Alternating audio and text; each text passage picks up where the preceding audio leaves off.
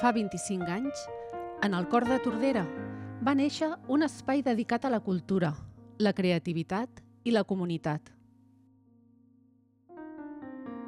Un lloc que ha estat testimoni i agent actiu de la transformació del nostre municipi.